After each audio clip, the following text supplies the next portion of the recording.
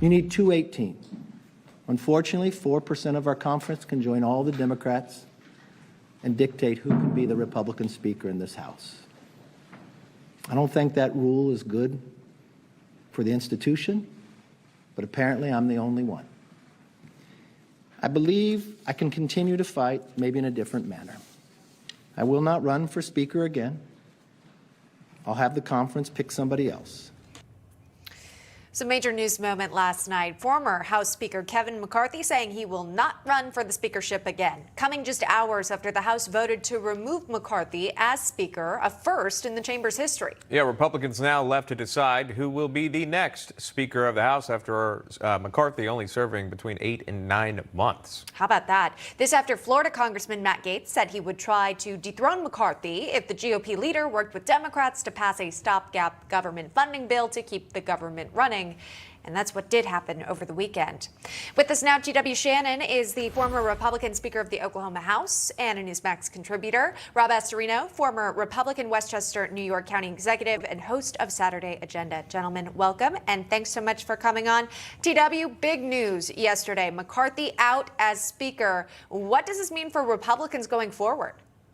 Well, listen, it means that Republicans have a lot of work to do. We already were looking at some pretty tough choices in the Congress already, but without a leader, it's even tougher. But the truth is, Kevin McCarthy is a failed speaker. He failed. It didn't just happen yesterday.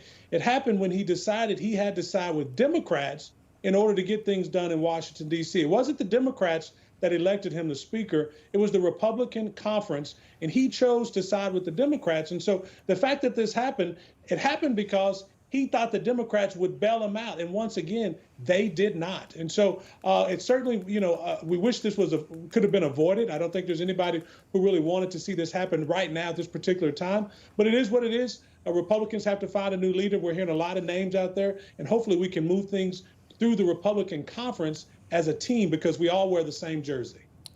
You know, former President Donald Trump, the current frontrunner for the race for the White House in 2024, he's in day 3 of a civil fraud trial in New York. A reporter was able, before he goes into the courtroom, was able to ask him about this very subject matter. And what happened on the House floor, the ousting of the Speaker. Here's what he had to say. Mr. President, who should be Speaker? Who should be Speaker? Who should be Speaker, Mr. President? A lot of people have been calling me that Speaker.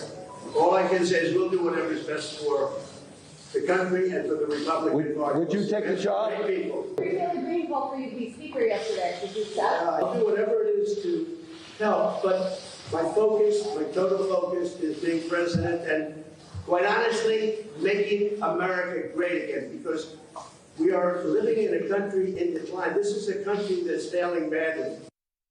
Okay, so Rob, this goes to you. Obviously, you know, people have thrown Trump's name. He's focused in on president there. But I wanted to get this breaking news in. Ohio Congressman Jim Jordan, the chairman of the Judiciary Committee, is confirming he's running for Speaker. Here's a list of his accolades here. Several names have been thrown up. He was one of them. You may see more announcements like this.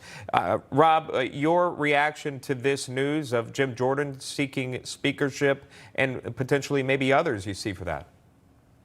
I think Jim Jordan would be terrific. I think Elise Stefanik, who I know very well here in New York, would be terrific.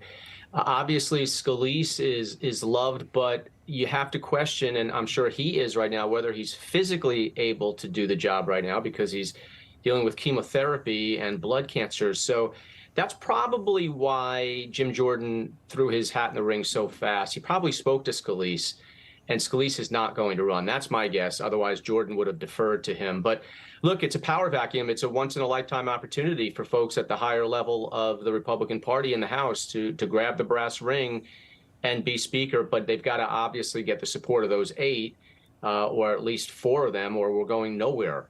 Yeah, it's such a slim majority that the House Republicans have. You've got to win over all those votes, make sure everyone's essentially in line. Only 4 that can depart from the standard. T.W. Shannon, Rob Astorino, gentlemen, thanks for joining us.